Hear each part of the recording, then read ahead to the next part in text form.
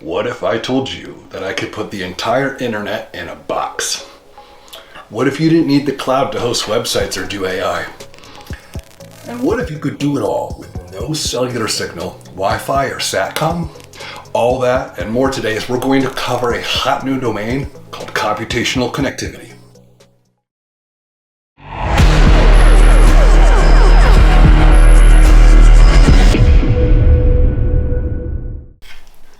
For those in tech, we all know this famous meme that there is no cloud, it's just somebody else's computer.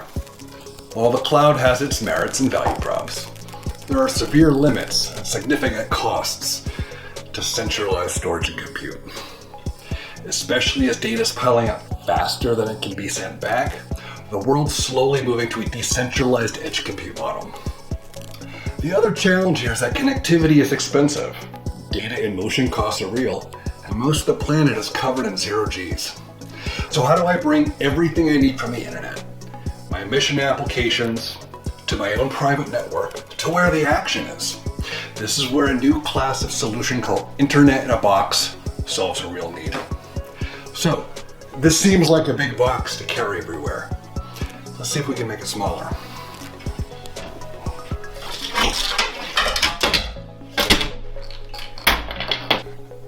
Attached to this helmet, weighing half an ounce, is storage, compute, and connectivity all in one.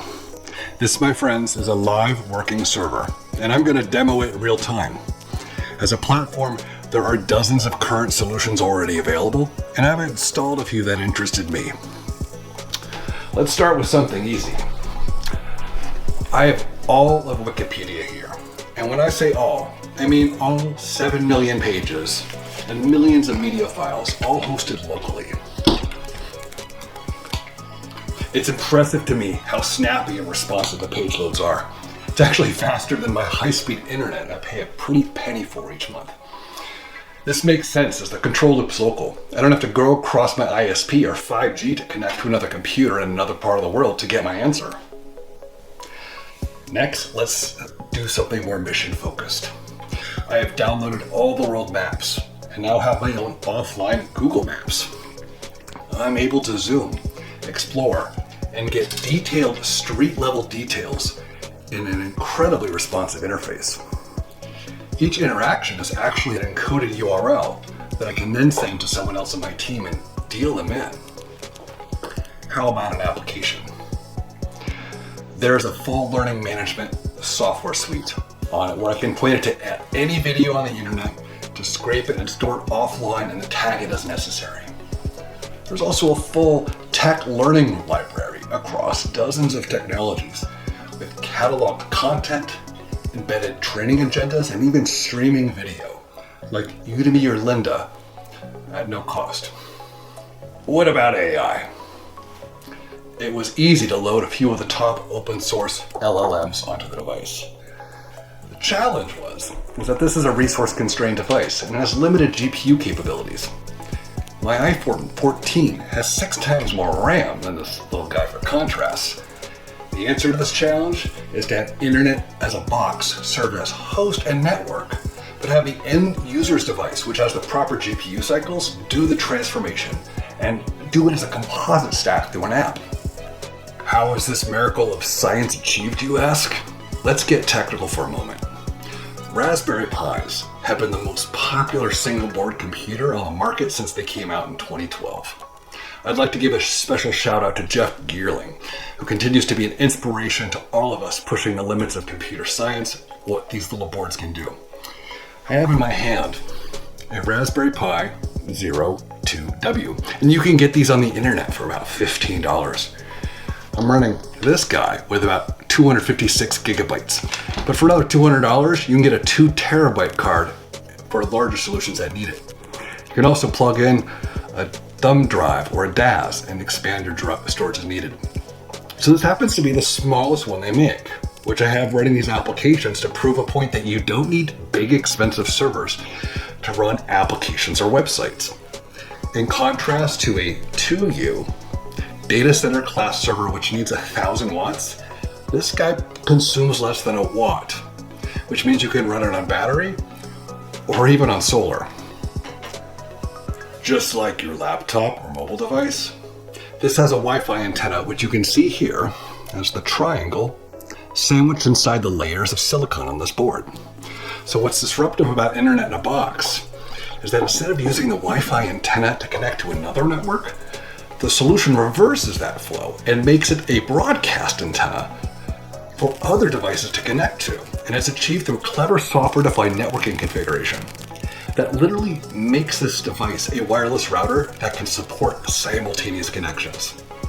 Any device with Wi-Fi and a browser can now connect to this in the field as a personal hotspot, mobile ad hoc area network known as a MANET, or private cloud with zero backhaul costs or OpEx. So this brings us to a new domain of computing. Rather than storage, compute, and networking being three different solutions, three different vendors, and then the latency associated with moving data back and forth, we're achieving cost and performance efficiencies here by hyper-converging all of them. Thus, this is a new domain I'm calling computational connectivity. It's the ability to deploy a tactical edge platform that blends connectivity and compute planes with parallelized application delivery alongside self-forming networks. On a whim, I decided to dog food this tech as a wearable device and see how it served me in the field. What would it be like if I carried my own network for a day with the services that I needed? I turned off my cellular and connected to the device's Wi-Fi and went exploring. I started in urban population centers and used it as a wayfinder, which works surprisingly well. Then it occurred to me the solution's specifically designed for austere environments, so I took it adventuring. It was even an interesting experience to carry my own network into a professional event and let others connect to it and use the services. After my field trials, I sat down and did a little research on the interwebs. It appears there's a hidden use case and user group that has emerged as early adopters. Preppers. Survival enthusiasts are all about resiliency and building failover capabilities. So when the internet goes down or there's no power, it might be kind of handy to have an entire medical library or Wikipedia or map system. It's kind of like your own personal book of Eli. So you've made it this far, and now I get to reveal my secret. This isn't some fancy Batman tech coming out of DARPA. Remember how in episode 1, I mentioned that necessity is the mother of invention? All of this is a collaboration of several nonprofit groups to bring the internet and education to underserved communities and countries. The idea was to create a learning hotspot teachers could deploy right in their classrooms with BYO networks and having key internet territories ready at the edge. It's true that digital equity is the new digital divide, but laying fiber for backhaul and deploying 5G are both expensive propositions and just not realistic in developing parts of the world. This group has created portable clouds in affordable mass, literally a new way of bringing compute and connectivity to austere environments.